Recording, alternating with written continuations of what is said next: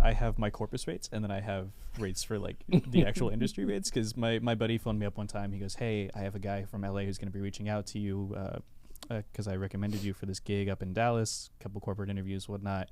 I know you have your Corpus rates, and if you give him those, he won't hire you.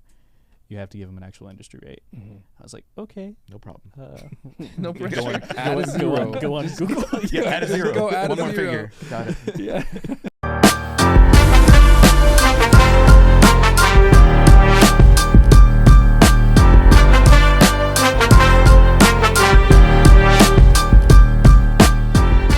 Gerald Flores. I've been a full-time creator for about 10 years, and I run a production company called Tuxedo Goose Films.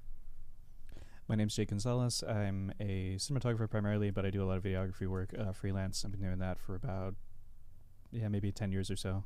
And I work with a lot of companies, including Tuxedo Goose Films and another company called Nightstorm Productions. My name is Zach Zamora. I've been, I guess, a full-time creator for about 12 years now. And I have a company called ZZ Creative Co. And I pastor at New Life Church as a creative pastor. All right. My name is Santiago Gomez. I've been a full-time creator for about 3 years. Just last year, registered my own business, and that's it.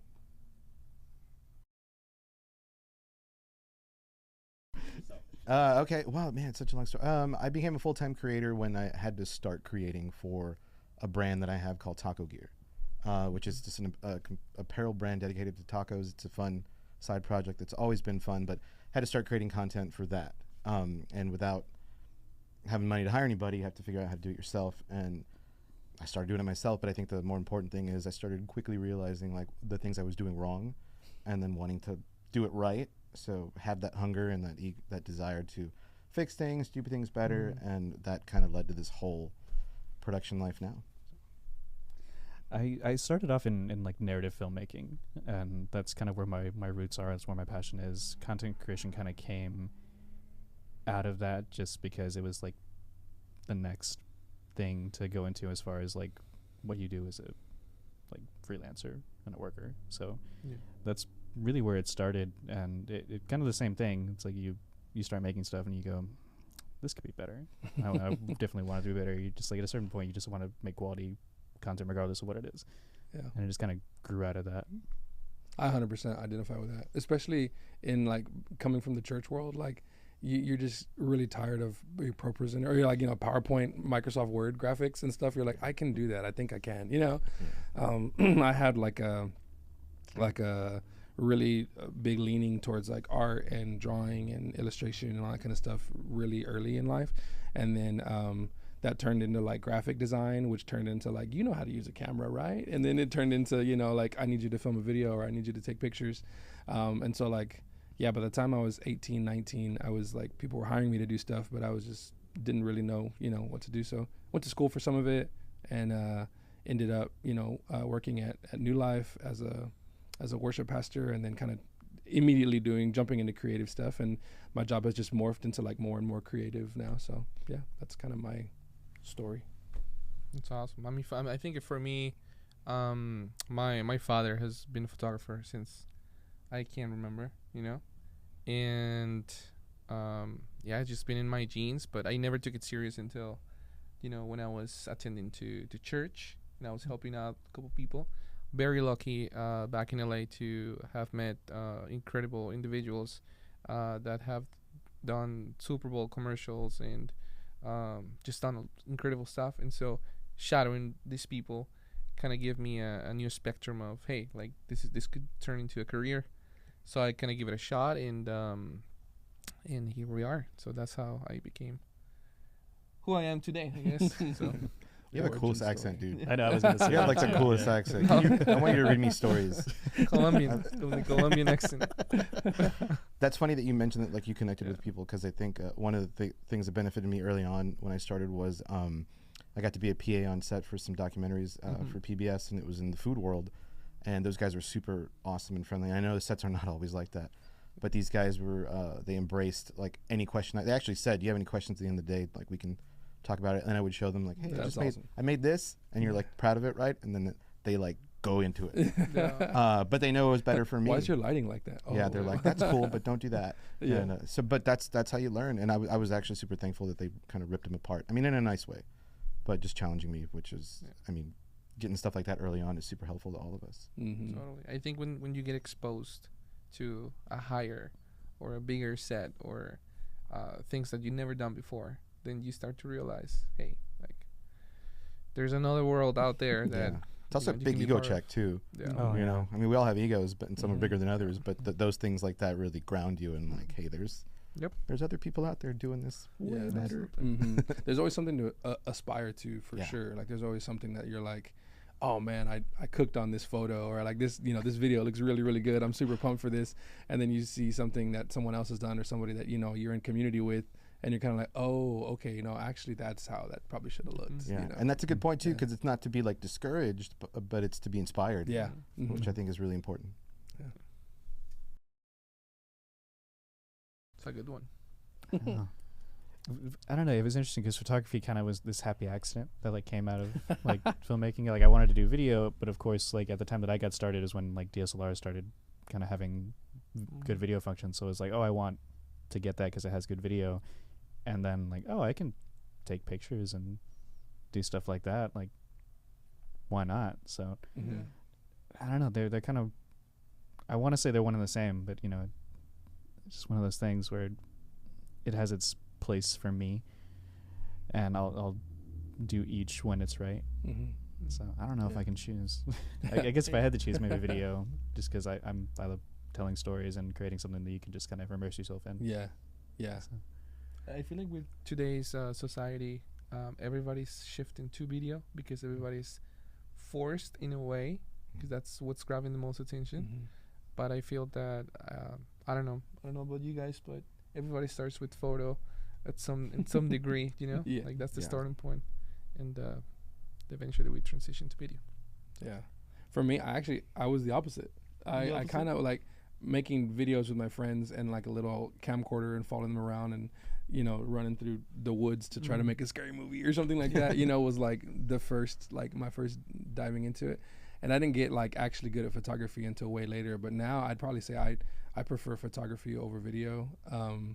I know that it's like, it's dying, you know what I mean? Like, but I just think that there's something really cool about that is one individual moment that you captured. You know what I mean? Not to like romanticize it or whatever, but I just think that like Do it. capturing what a client or a friend or a family member is feeling in that like exact moment, and kind of just trying to encapsulate that in a photo. There's something that we do at our church that we talk about a lot, and that's like capturing the moment for like the story that the Lord's telling like right now. You know what I mean? And I feel like with photography, it's so easy to scale that story to like an entire room, and then to scale that story down to like a single tear coming down an individual's face, you could do that instantly, and so that's for me why I prefer like photography, just in like workflow even too. You guys know video is no joke. You're in for twice as much at least. that's why I don't edit. Yeah, editing is rough.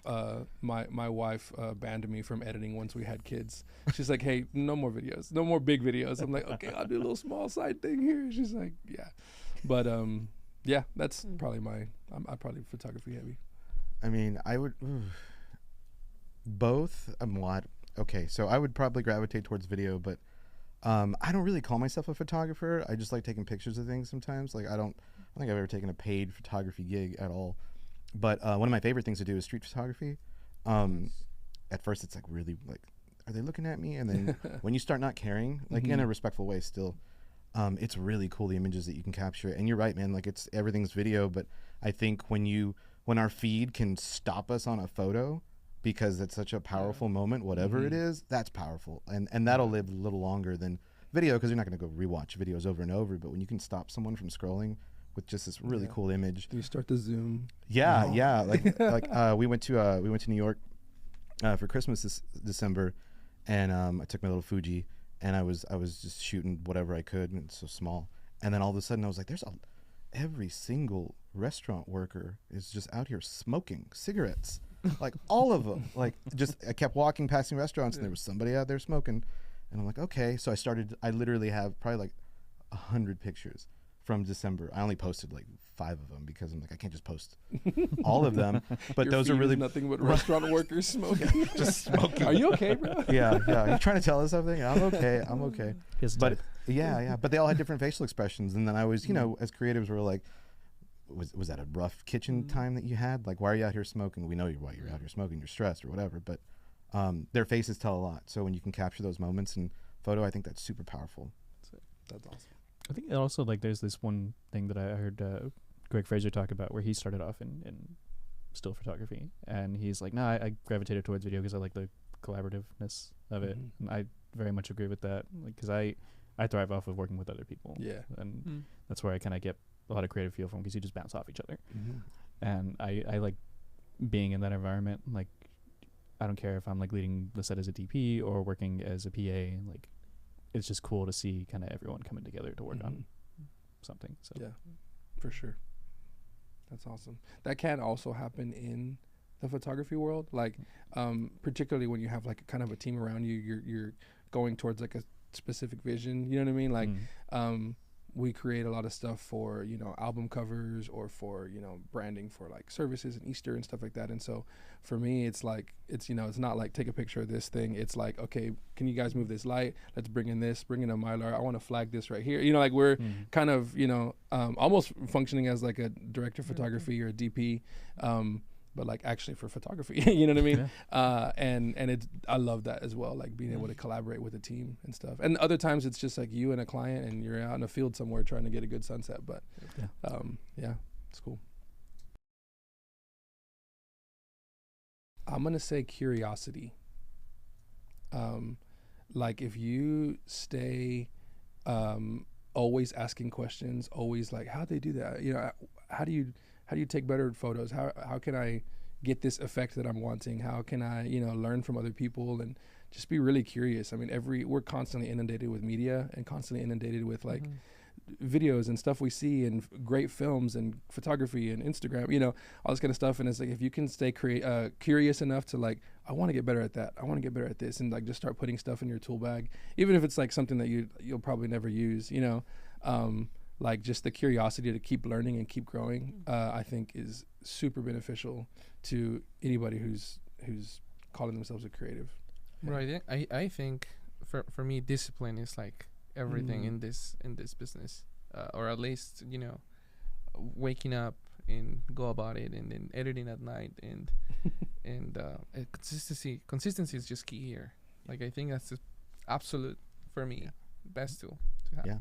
I would say, like for me, just because of the world that I'm mostly in creatively, the ability to listen, I think, is huge.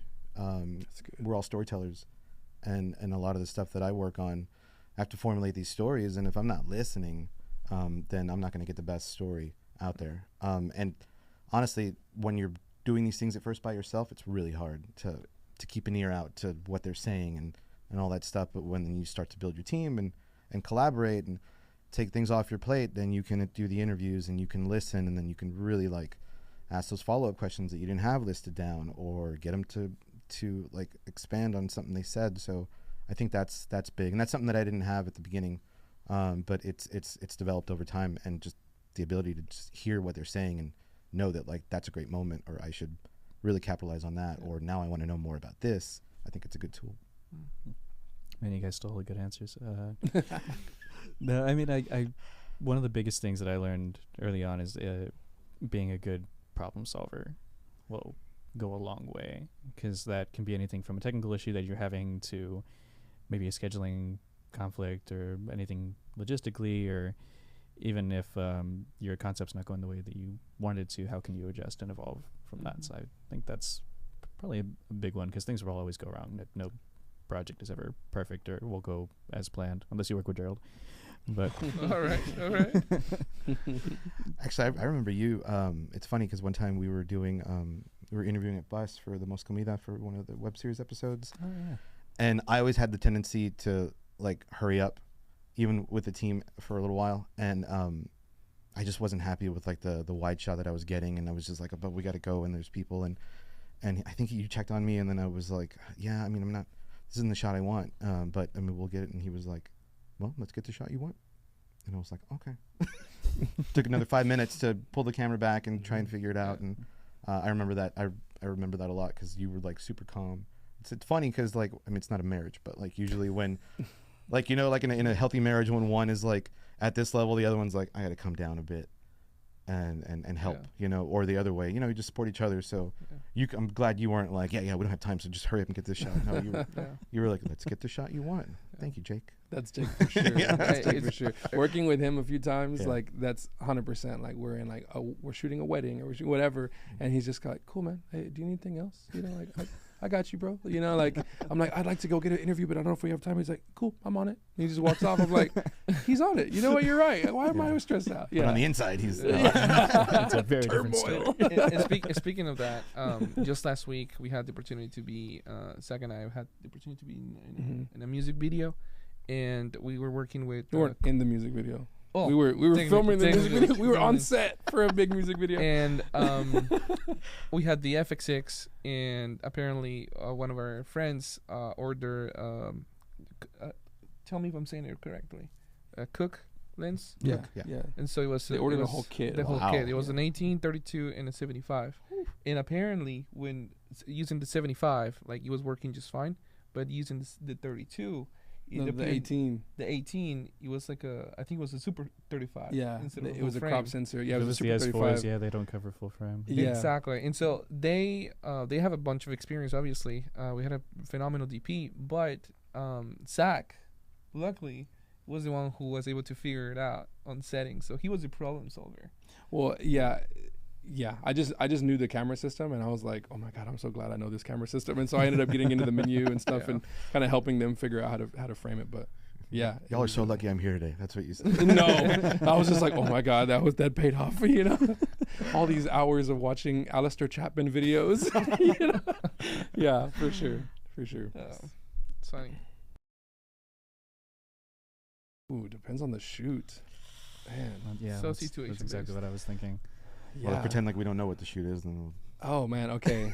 Well, you always have to have a good sound, right? Yeah. So the sound is Well, if it's for video. true. If it's That's for true. photo, I'm not bringing a mic.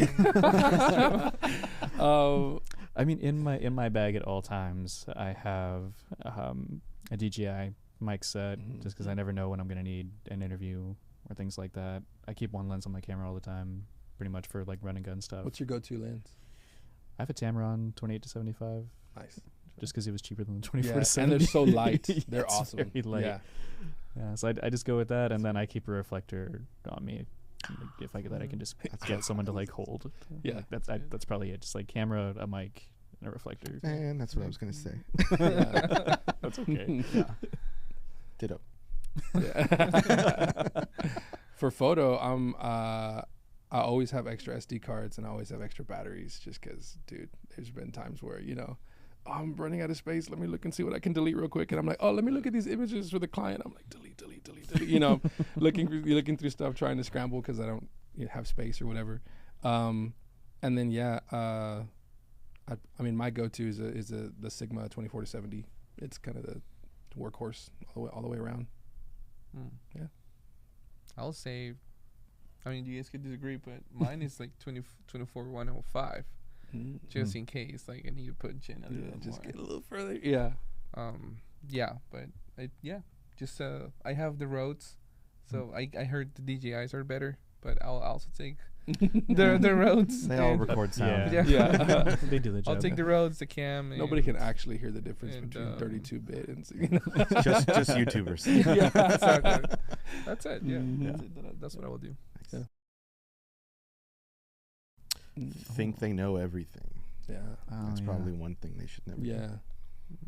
I would say put your creativity before the client's requests. You know, like there are times where, you know, you're working with the client and they're like, I really want this, or I want this look or this specific thing, and it's easy to be like, you don't know what you want, I got this, you know what I mean? Or like to kind of have that mentality. A lot of people in the industry will have like a just let me do my thing, you know what I mean, kind of mentality. But like in reality, we're telling their story, it's not our story, you know. And like if we're doing it right, nobody ever notices the creative, you know. Nobody ever notices the incredibly beautiful bokeh in the background or whatever. Like it's just so much more about like their story. So yeah, I think trying to put yourself in front of whatever the client needs or your subject, you know, needs, to like help them stand in the best light or to help tell their story.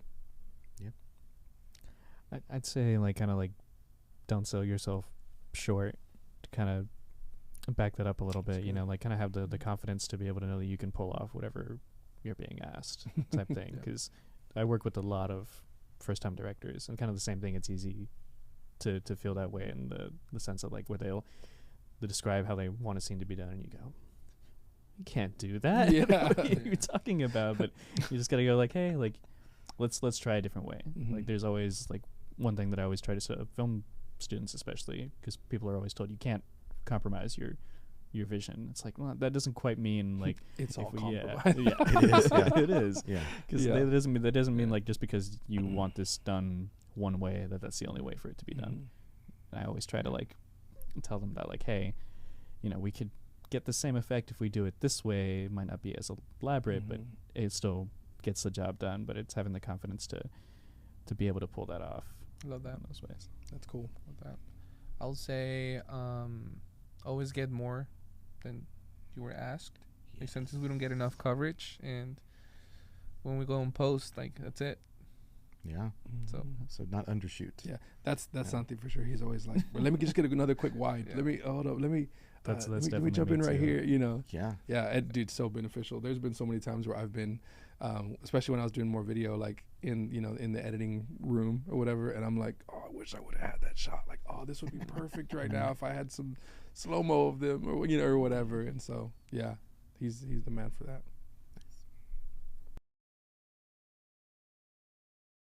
oof, that's a real. Every YouTube video that This talks is about just starting. yeah, huh? every YouTube video that talks about. You ever notice that on YouTube? Like they don't ever. They're like, let's talk about rates, but they never really give but their they rate. never- for sure. They're like, this is Never what do. you should charge. This is not what I'm not gonna tell you what I charge, but yeah, Yeah. yeah, Yeah. That's so. yeah. That's so hard. Yeah, like getting into that. Like, I have my Corpus rates, and then I have rates for like the actual industry rates. Because my buddy phoned me up one time. He goes, "Hey, I have a guy from LA who's going to be reaching out to you because I recommended you for this gig up in Dallas. Couple corporate interviews, whatnot. I know you have your Corpus rates, and if you give him those, he won't hire you. You have to give him an actual industry rate." I was like, okay. No problem. No pressure. Add a zero. Go on Google. Yeah, add a zero. Go add One a more zero. figure. Got it. Yeah. So that's so tough. Yeah. It just varies from market to market and shoot to shoot. Client to client. Yeah. Yeah, one thing that he taught me a lot of, and that we've talked about this quite a bit, was like trying to determine the and you could say it better than I can, but like the impact that this will provide to the client, like how much of a benefit it will be for them in whatever industry they're in, helps a lot. I mean, if it's like, if there's like a senior that's like, I want a video to commemorate my senior year or whatever, versus like a huge restaurant that hires you to create a promo video or whatever. You could say they're both 30-second videos, but there's a whole lot of difference that's going to go into something for client A versus client B. I think the technical word for that is called LTV. I don't know if you guys see lifetime value. Okay. Lifetime value. It's a marketing term, but before doing this, I was doing digital marketing, and so that was like a term that we used to determine how can we charge people if it's the same work but it's a completely different clientele. Right. So it's a tough one. Yeah. How much value this piece of content has for them over the lifetime of the content or over the lifetime of the company. Because if you're the graphic designer that got paid to design the Coca-Cola logo, that's really different. And that's going to provide a crazy amount more of lifetime value than somebody who's making a senior invite. And honestly, like, if you're a good graphic designer, they probably took the same amount of time. Yeah. Like they probably, you cook for a few hours, you know what I mean? And all right, we're good. Yeah. But that's great advice. I think it's about how you value your time too, because I was a graphic designer for like 15 years actually. But it's funny because like there was logos that took me a while to do, and then there was some that took like half an hour. Mhm. You know what I mean? And there's so many, I'm going to butcher it, but there's so many quotes where, you know, the client's telling you like let's say you charge, you know, $1,000 for a logo, right? And then they find out you did it in 20 minutes or 30 minutes. Yeah. And then they question that. But I forgot exactly how it went, but it was like, it didn't take me 20 minutes to do this. It took me 15 years to learn how to do this in 20 minutes. And that's what you're paying for. Yeah. Which I think is, so as far as like our rates go, it's different, but yeah, the market, the area that you're in, but also valuing your time. So one thing that I started doing just a few years ago was just line iteming everything out. So like depending on the size of the project, right? Like if it's a larger commercial shoot, so I have my rate as a director, and then I have his rates as a DP or as a camera op, and then we got the rates for the audio guy. And at first, like, because it depends on when someone's reaching out, like, hey, can you make me a video? I'm like, this line item thing's gonna skip. Yeah. Okay. Not too long ago, I started doing what's your budget, and I wasn't afraid to do that anymore because it literally weeds everyone out. Yeah. It's like the foundation of what's your budget? everything. And if they're offended by that, I mean that they're the wrong client. Yeah. You know, so like when you start charging the rates that you should be charging for how well you do and how much you value your time, then I think it becomes a lot easier to realize that, hey, the wrong ones are going to say no, but the right clients are going to say yes. And those are the ones that I really want to work with. Yeah. 100%. Yeah. A lot of times, speaking of like charging and stuff, most of my like not horror stories, but just like bad experiences with clients have come from the clients that I've charged the small amount, or the clients that I'm like, oh, I'll do them a solid and like a couple $100 here, you know, or whatever, or like there's this story about they need this and this and this and this, and like almost every single time, I don't think I've ever had like a really bad experience with one like a higher paying client, you know, and so yeah, you have to value yourself, and you have to be able to weed out those clients sometimes. Yeah, the expensive paying clients don't really come back too often with a lot of edits. Not like the cheaper paying clients. It's a list of 15 things, and the newer client, like we Can work. you take the hair out of my face? Like, wow. Can you make me look thinner? Yeah. Nope. Nope. You look great. What are you talking about? You look awesome. Natural perfection. Yeah. Shoot him with the wide, keep him in the middle. It'll be fine. There's this post that I saw someone make, and it was like working with a client at $500, and they're like, I'm about to send the payment, and I just want to let you know that I think this is going to be very beneficial for the both of us, and they give this whole speech, and it says client with 5,000. It's like, yeah, I sent it. Yeah. 100%. 100%. Yeah.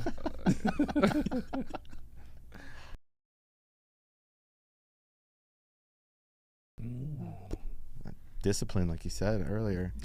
Woo. Man, how do you? I think I'm gonna steal your thing, but it's discipline. Procrastination's a little.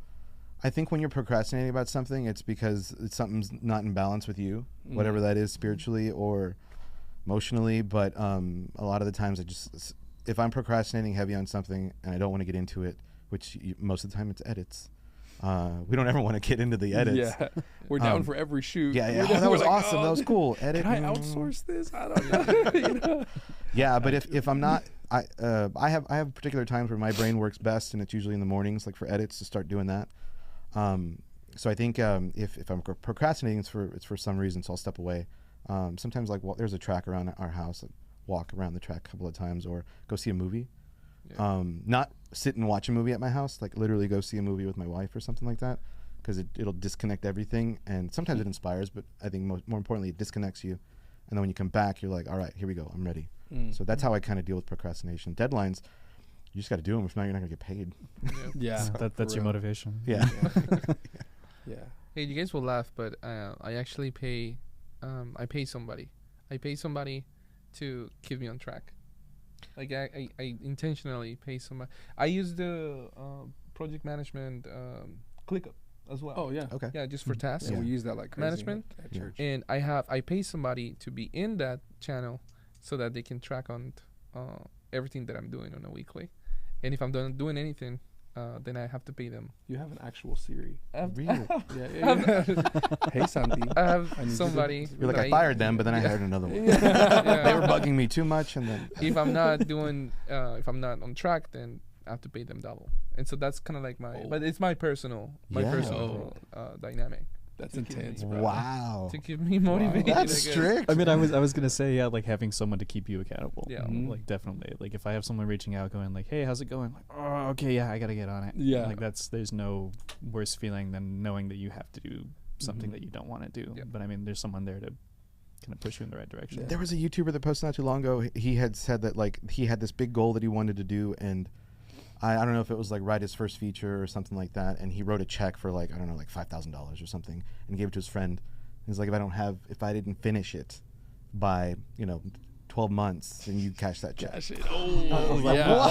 whoa. That one hurts. That's That's Yeah. might have been for the Yeah. clicks, too, probably. Who knows yeah, what actually yeah. happened. Yeah, that's one way to do it exactly. though, for sure. If you can do that. But- The thumbnail was for sure his friend with $5,000 doing this, or whatever.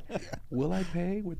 Oh my God, yeah. No, I think in terms of in terms of our church stuff, we are dealing with deadlines will fly at you. 4:45 yesterday, we got 2 different requests for photographers for this weekend for different stuff. You know what I mean? And this is like into the workday, that kind of thing. And so like stuff and deliverables and deadlines just like are constantly flying. So like in terms of a team, really good communication is like super essential. Like we have a project manager and we have someone who does all of our scheduling within our team, because you quickly realize your inadequacies as you begin to take on bigger and bigger projects. Like I am not an admin in the slightest. Like don't ask me to text my wife if you want me to show up somewhere. Send me an email, send me a calendar invite. I'll put it in my calendar. I'll hit alert, second alert, third alert. You know what I mean? Like I'm not an admin in the slightest. So kind of recognizing your weaknesses and kind of then building a team around you of people like what you're saying that are like, I'm paying somebody to be good at this because I know I'm not good at this. I think is really essential, and just communicating within our department and then communicating outside to other departments within the church. Like, hey, we won't be able to. We haven't found anyone. We won't be able to do this.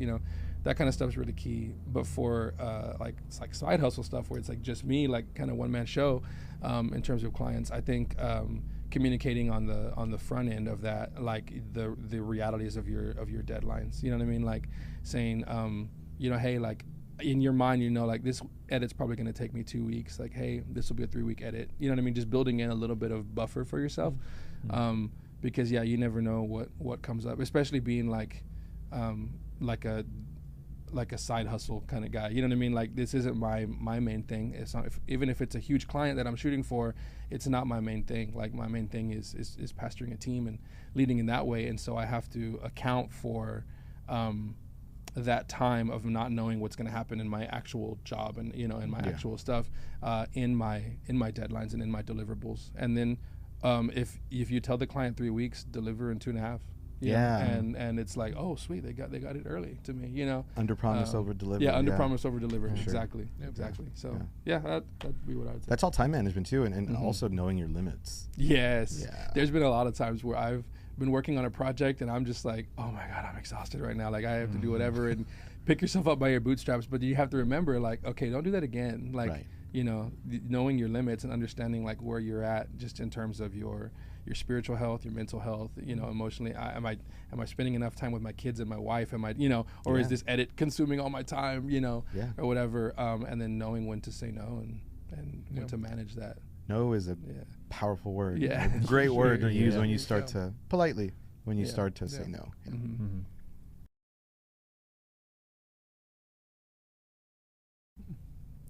That's a great question. That's heavy. In terms of delivery, or in terms of I think it'll be. I think there's going to be a lot more independent stuff rising higher than it has been. I was going to say there's a big change right now, where I think people are starting to see the value in a lower budget indie film than in a multi-million-dollar studio film. Yeah. So I very much agree with that. Yeah. Yeah. I think our friends at A24, they're not our friends. I wish they were. But A24 is probably a good example of that and how they started. But yeah, I think, and with crowdfunding and all that stuff too, I know sometimes that's overused, but I think creating community and then building those crowdfunding campaigns and doing those passion projects, I think is really going to, it's already doing it. It's changing the industry because, I mean, big Hollywood Oppenheimer stuff is great, but I think a lot of us personally, I don't know if we're the ones spending the money, we love the good stories and all that. And I think over time, that's going to rise to the top because I think people are kind of done with the Marvel stuff, to be honest with you, a little bit. Yeah. You could tell that by box office numbers. Yes, the numbers are not lying. But yeah, like what's next? I mean, that was fun. I enjoyed it too. But I can't tell you which ones I've seen lately because there's so many. And even all the ones on Disney, I'm just like, I can't keep. I gotta work, man. I can't keep up with like all these shows. I but haven't been to the movies. And how old is my daughter? You know, yeah. You didn't take her to the movies like some people do. Okay, here we go. Yeah. Like, I'm sorry. Why'd you bring her? We're watching Oppenheimer. Earmuffs, you know, just Yeah. Mm-hmm. No, I agree, man. But honestly, I think that's, and this is a much bigger conversation.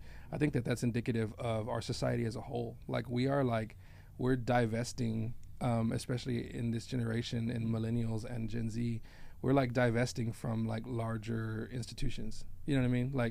Like you see it in film. You know, you see it with like big Hollywood. You know what you're talking about? And then you see like all these indie guys that are like starting up a project. And you're like, oh my God, that was incredible. Or like a low budget film. You know, by Hollywood standards, outperforms a film that they spent hundreds of millions of dollars on. You know.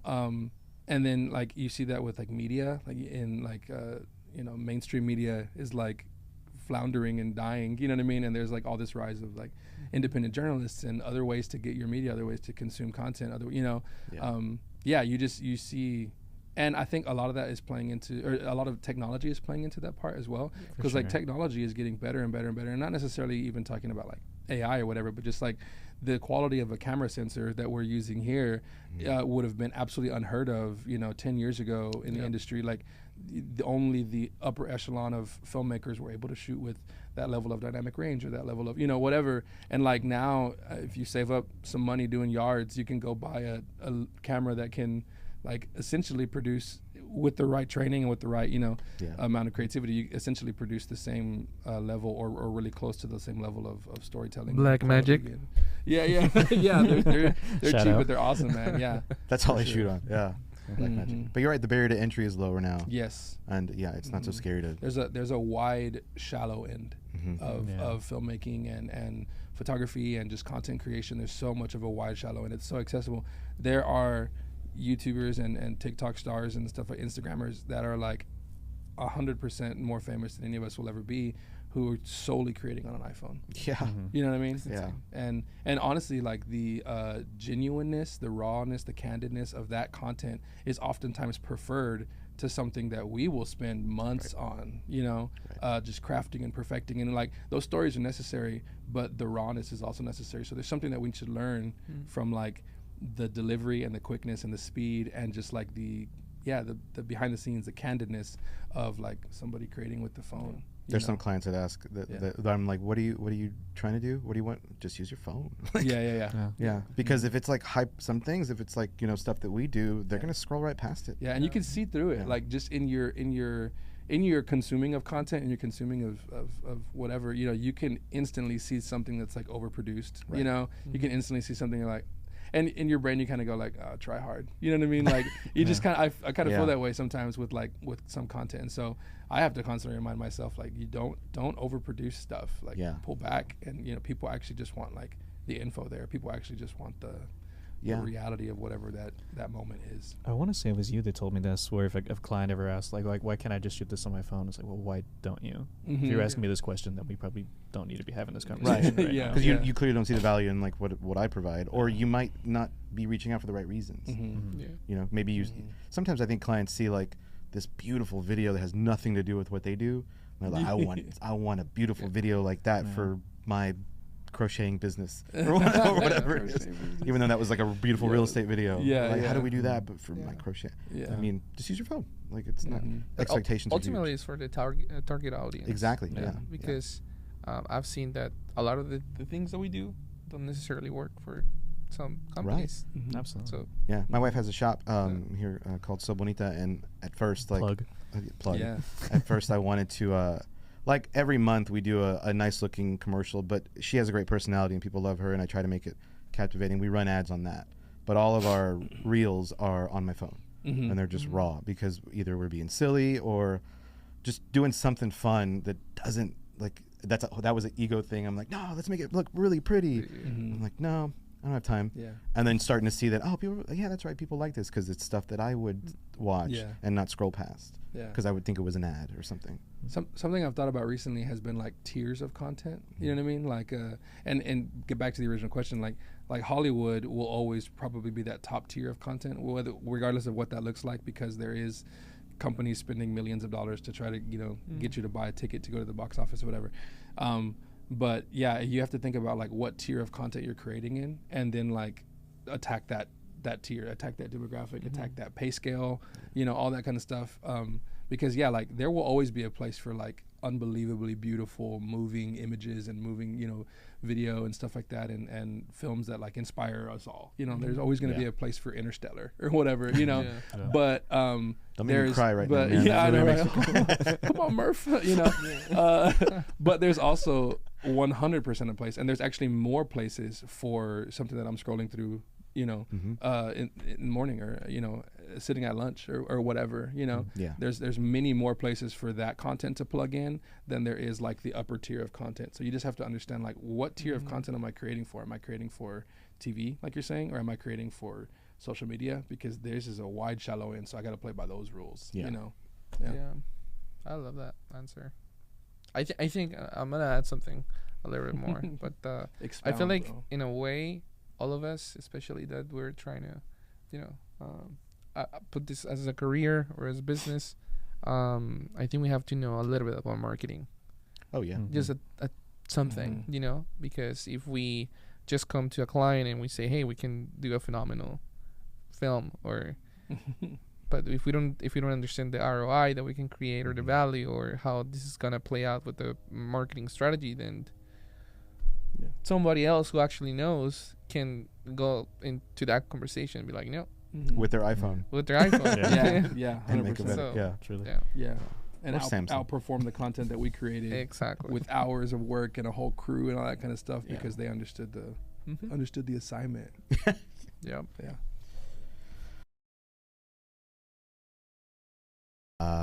I've been playing with them for a while. No, I mean, I think they'll help creators if you use it right. There's been so many times where I just need a starting point for things in my brain. So I'll throw things in, like certain ideas and elements that I know I want to use, and then ask it to expand on that. And it's like, oh, okay, cool. It goes, and the reason I was doing that and okay with doing that was because it was valuing my time. Do I want to sit here for an hour to really flesh all this out? Or do I want to spend a few minutes and get the key things out of my head and let something help me? I mean, it's just like having a smart assistant, really. I don't think you should just use that and that's it. I think you need to use it with your brain and your creativity to figure out how to make it work best for you. But that's, to me, that's like on the scripting side or the idea side. I can't really speak on the, I played with the graphic stuff too. That's kind of scary. That's fun. If you're just using it for fun. But I think it's still got a long way to go too, though. It's got a long way to go, but it's not something I think we should be afraid of. Yeah, I mean, I think it'll, like, if it goes like too far, I guess to an extent, if we let it go too far, then that's one thing. But I don't think we will, because I think just naturally we want like the human element to things. Like, no one wants to, like, call customer service and speak to an automated person. Like, hey, just put someone on the phone that I can talk to about this, because they're gonna know what I'm saying. And I think kind of based at that, like, that's gonna always like triumph. But like he was saying, like, yeah, it's gonna help us for sure. It's gonna help us kind of like manage our time and kind of mitigate certain things that we would have otherwise spent hours on, and kind of make the process a bit easier. But as far as replacing anything, it's just another tool to trade, I think. Yeah, I think that's a good way to look at it. It's just as just another tool, and honestly, like, for what I do and for what I like in my scope of work and stuff that I consistently am doing, like, I mean, I don't really use AI for anything. You know what I mean? Like, I know there are probably ways that I can optimize the schedule or optimize whatever, but yeah, like I haven't, in the times that I have used it, in the times that I'm like, oh, let me try and play with this, or like prompt, ChatGPT for something or whatever. I haven't been I guess, inspired enough by it. And so I'm just kind of, it just feels like, oh, okay, that was kind of just the flattest possible answer. You know what I mean? Or the, you know, I'm working on a you know, photo or something, and I'm like, I wonder what would happen if I composited this little thing in the background. And I'm like, well, why did I give that person 6 fingers? Like, whatever. You know, I mean, you know, I know that that's going to get better, but for me right now, I'm just not really like, it doesn't do anything for me. So I'm just kind of like, okay, well, when it gets better, maybe I'll use it. You know? Yeah. Right. Yeah. I think my whole concept for AI is it's always going to be phenomenal to help us with creating things that have been done, you know, but it's never going to do well on things that have never been seen. Right. If you know what I mean. Yeah. I love that. So I think that, Idea it generation. will help Yeah, yeah, creators. And we all have to adapt at some point. Mm-hmm. And it's going to be faster. It's going to be like, I know, resist. No vertical video. Yeah, no. Make your horizontal great again. But Yeah. I don't think it will ever get to a point, or at least now, the way I see it, to where it can create something, you know, that has never been seen. You know what I mean? That's Yeah. that's all I can say about that. No, you just got to know when to use it. Like, not even created a video. I've worked at a creative agency, and we did a lot of website development. And one client, they sold this particular product, and they wanted to write a bunch of blog posts, and we were like, oh, okay. So we literally just said, give us 10 benefits of whatever that thing was, and it listed 10, right? I'm like, Yeah. okay, cool. And then we took the first one, and we're like, write me a, I don't know, like 10 paragraph blog post about that first one, and then it does it. And then like you can, I think what's important is like you got to tweak some stuff, just so Yeah. it sounds like you're doing it. But then there's also prompts where you're like, make it sound like we even did where we're like, explain it as if I was 5, and it completely changes. We're like, oh wow, that was cool. Okay, but like those knowing how to use that, and that's just an example. And then what I love to do a lot of the times is like see what something completely different from us is doing, and then like, okay, how can I adapt that to what we do? Because it's just a different way of thinking. Like, I mean, I'm getting in the weeds, but like an example, we saw this shop was doing like a plant swap. You bring a plant, and then like 20 people come, they bring their plants, and then you swap them. Like, so it's a plant you had at home, and like you don't want it anymore, and you swap it. So at my wife's shop, she sells a lot of like fun like mugs. So we're doing a mug swap. Because I'm like, well, that's cool. How can we don't have plants, but we have a lot of mugs. People are at home and they have mugs. We all have so many mugs in our pantries that like we don't need. We'll bring one and then swap it. I mean, you're not gonna get rid of it, but you'll get a new mug. Yeah, why do I have a mug with a huge S on it? Or, you know, where did I get this? Yeah. But it's just about like figuring out like how to take what other people are doing and like how can you apply it to like what you're doing. It's just being inspired from different areas. Yeah.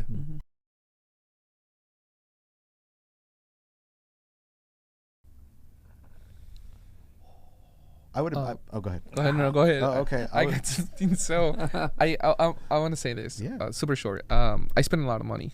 Like at first, I spent None so of much us have money. done that. No, gear? So much money on gear that I should have just focused on the business side in the beginning. And if I couldn't rent or purchase Red or FX6 or just delegate and just kind of like put things together as a executive producer, if you will. But buying things at first and thinking, hey, like if I have this and I have that, then it's gonna go old. Yeah. You I know, might need that one day. My life will be better. Everyone's gonna call me. Everyone's gonna be feel like this guy is sick. You know, Yeah. no. I think buying stuff is not good at first if you don't have lit traffic. If you don't have an inbound system, there's so many things in between. So yeah. Yeah. I was gonna say that's great. You know, we all have that all the gear that we don't use anymore. That's stuck somewhere. No, just me. Okay. No, I use everything Every that piece. I've ever bought. The tilt shift sitting on the counter. The third gathering gimbal dust. I bought that I resold. The gimbal that I resold for immediately less than money that I And then paid bought for it another one 3 years later to use twice. So- I would have wanted to start collaborating way sooner. Because it wasn't like on purpose that I didn't collaborate at the beginning. It was just that I was doing stuff for me, and then, you know, like when I would say 10 years ago, the creative world was a lot different. There was a lot more gatekeepers because gear was way more expensive, maybe 15 years ago.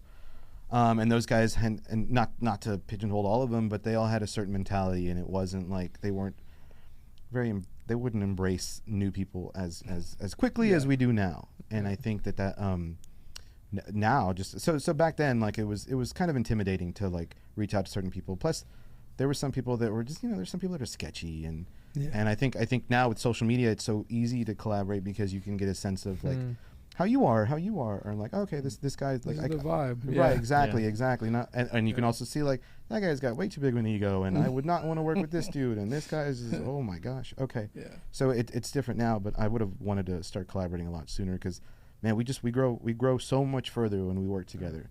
And we're able to accomplish so much more when we start to build our teams and like, do these really good projects. Yeah. I love that. Mm-hmm. I still don't have a good answer. Yeah, no, I got nothing. Just That's like funny. side little tangent. Do you want to tell them how we met? Oh yeah. Speaking of collaboration. No, there you go. I do a lot of corporate interviews, a lot, and not to say that they're boring, but like that's the challenge to really start to edit those down to something that's actually like interesting to watch. So that's how I worked out a lot of my stuff. But there was always, I would only hire like one other guy, usually like a grip, to help me not have to set everything up. And one of our clients was in Houston, and the guy that I use all the time, he couldn't make it, and we followed each other on social media, but never chatted. I think ever. I think you asked me a question once about the film stuff we were working on. Yeah. And anyway, I reached out to him and asked him if he could do it. He said yes, but again, we've never even met in person. And I had to pick him up at, was it 5 a.m.? Yeah, 5 a.m. I picked him up at 5 a.m. And I remember my wife was like, "Have you met him?" And I was like, "No." But I'm picking him up at 5 a.m. and we're gonna drive to. We had to drive to Houston or Victoria first. Victoria, then Houston. I'm gonna get to know him real quick.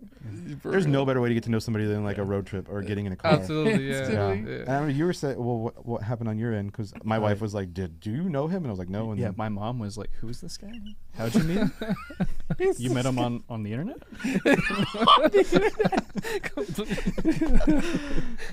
And then I pulled up and I was like, do I text when I get there? And so I text him, and then I just remember I was sitting, and then the back door opens, he throws a bag in there, and then this door opens, and then he's like, "Hey," and I'm like, "Hey, let's do this. Let's go." Pops a Red Bull. And here we are. The only thing missing was a fist bump. We didn't do that. Yeah. And that was it. There should have been what is it, Edgar Wright sequence? You know what I'm talking about? Oh, yeah. Yeah. The whole 9 yards. Plus, it was a little Subaru at the time, so we were about this close. That's good stuff. That was fun. Man, I guess, I don't know. If I had to say anything, I would say push yourself to not be the smartest guy in the room every time. Like there was a lot of times in my, like, I felt like I would like grow as a creative and then like stall, and then grow as a creative and then stall, and every one of those stalling points was whenever I was the smartest guy in the room,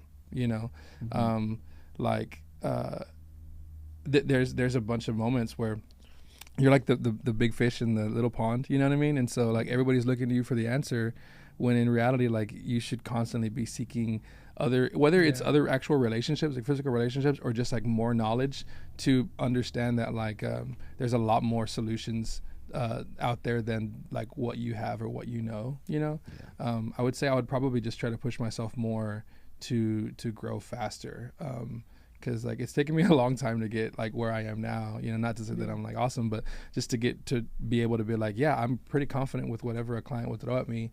When like I know young kids and people who are even on my team who are like, oh my God, they got so good so quickly. You know what I mean? Like, this is crazy, but they're sponges. I mean, they're just like constantly learning and stuff. And so, and they definitely recognize that, like it's just, there's like an instant humility that just kind of like, oh yeah, okay. They're just always ready to listen, and ready to learn. So, yeah. And you got to be humble for that. Yeah. Because if you think like you know it all, then you're never going to do that. For sure. You're supposed to hire people that are smarter than you or better than you at certain things. One of the best pieces of advice I got was I was visiting with another guy who kind of did similar to what I did at a church in Arkansas. And I remember sitting across from him, and like he's essentially has built this like crazy talented team and this awesome, you know, like, and I'm sitting across from him, and I'm in reality I'm thinking like, how did this guy do this? Like, he's like, I'm not like, I was so ready to be wowed, you know, by everything that he said, and nothing was like, you know, oh my gosh, wow, this is incredible. You know, he was just like a normal dude. Yeah. And so I, like, towards the end of our like time and stuff, I just kind of asked him like, so like, what makes you really good at this? Or like, he's like, I'm not, like, I surround myself with people who are better than me at everything else. And I'm like, whoa, okay. He's like, if you're ever going to build a team, I was like, okay, we're good. Let me write this down.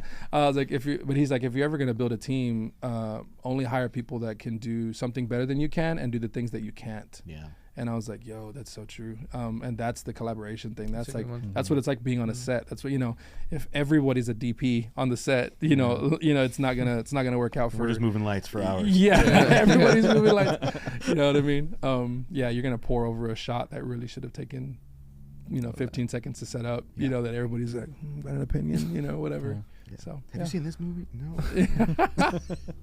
Yeah.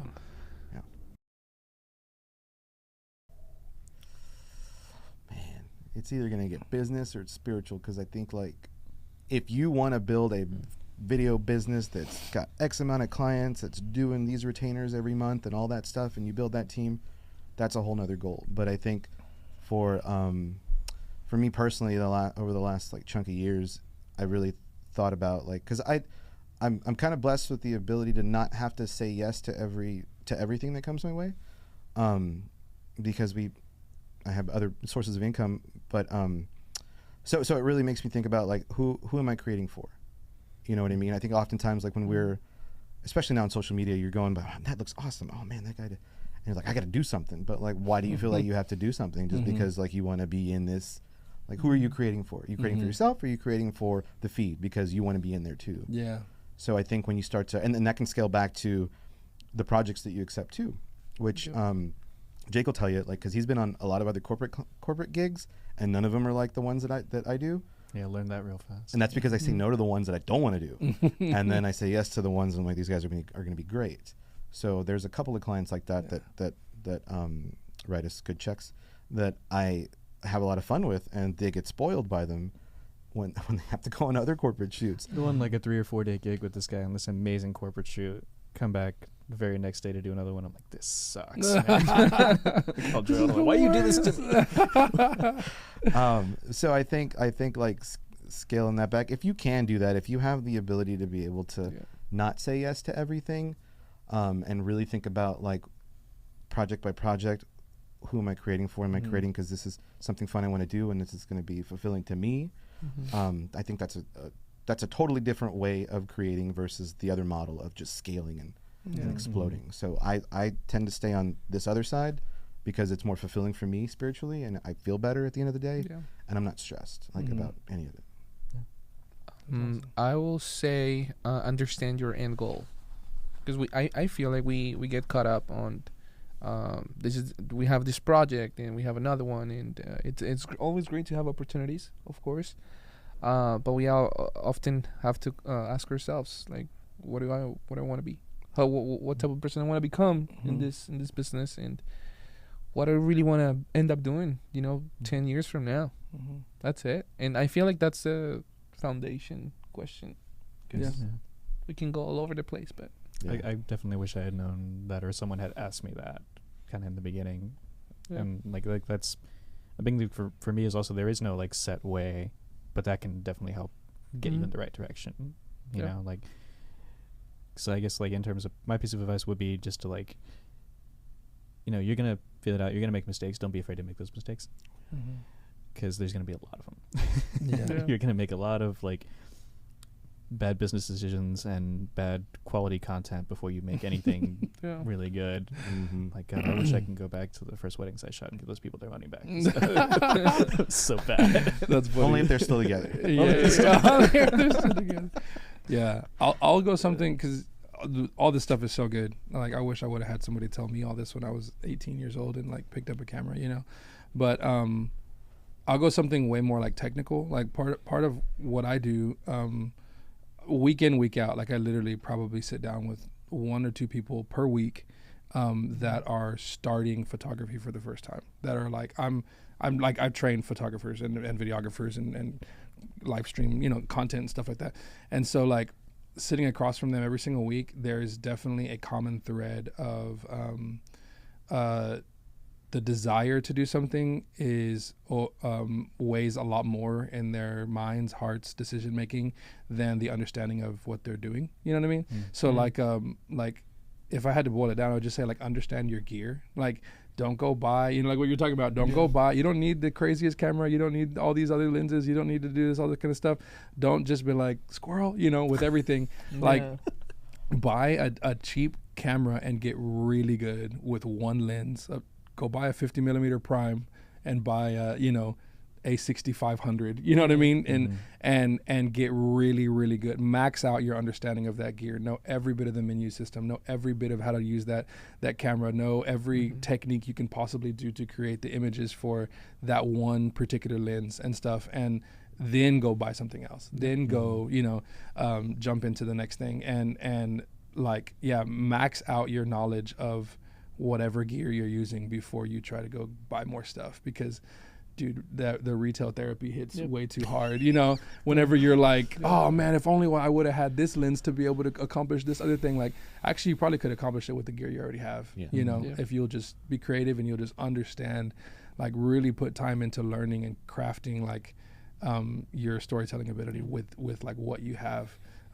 It goes back to like the people that are doing it with iPhones, you know what I mean? Like, and so like just get really, really good at your understanding of that, because it will come in handy, like, when you least expect it. To go back to that shoot that we were at in Austin, like I know the menu system on a FX6 like the back of my hand, because I've watched all the videos about it, because I've played with it for hours and stuff. And so like we're sitting on a high budget, really big, video shoot, and the DP has never worked with an FX6, and the producer, they hired one, they rented one out, and he thought he had whatever, and they were like, how do I can't find the setting for this, and there were several questions throughout the day, and I was able, because I knew the FX6. So I was like, actually, it's this menu. And I got in there, and he's like, I would have never even thought about that. You're like, first you got to turn it on. No, they were making like beautiful images. It was just like they were phenomenal. Oh, they were beasts. But it was just like, I don't know this, and so because I had spent the time learning in advance, and for just like who knows what, I wasn't gonna do that stuff, but I was able to kind of answer that question and hop in and help. So for a new person, get really, really, really familiar with your gear. Max out your your gear should be the lid of your storytelling journey, of your creativity, before like anything else is. So I think one last thing, and I feel like Jake could agree with me on this one a lot. The fundamentals of lighting. Understand lighting before we even do either for photo or video. It's like lighting is everything. So definitely. If we have to read books or watch a tutorial or whatever about lighting, I think that could save us time. You gotta play with it too a lot, like in your downtime, like at home. I talk with a lot of clients who are like, oh, I just can't get a really good picture here, like whatever, and I'm like, well, you're dealing with the wrong lighting. Like, I need a better camera. No, you need better lighting. I need a better this, or I'm just not getting the quality that I want from whatever. I'm like, you actually need better lighting. There's all of us, I'm sure, that have like pictures in our feeds where they're like, what'd you shoot that with? And I'm like, my phone. Exactly. I shot it with my phone. It was just the right time and the nice light, and I just moved it. I've been on Zoom before, and like I have a huge in my office. I have a huge window that like it's just at my house, and so like I have a blind on it that kind of diffuses the light. And so I've been on Zoom before, and they're like, what kind of camera are you on? I'm like, this is my Mac camera. They're like, how do you look that good? They have like the one light behind them and they're right up against the wall. You know what I mean? Or whatever. And it's like, dude, I look like a potato. Like, how do you, I'm just like, potato. Just like diffuse a huge light source. Like it's 101, but people don't get it. No, you're right. I remember one time I had my Mac, and then I had a second monitor on my right, and I was doing a Zoom call. And I was like, I don't want to put a light, but so I literally like just went to Google, So the screen's white. Uh-huh. And the monitor was white, and I turned up the brightness, and they were like, "Do you have a light on you?" I was like, "No, it's my monitor. It's just white." Yeah, I've done that. Yeah, That's hilarious. It works. That's a little hack for Mhm. everybody listening. Yeah. That's funny. Pro tip. Yeah, pro tip. Yeah. Yeah. Subscribe to Kingdom Heirs.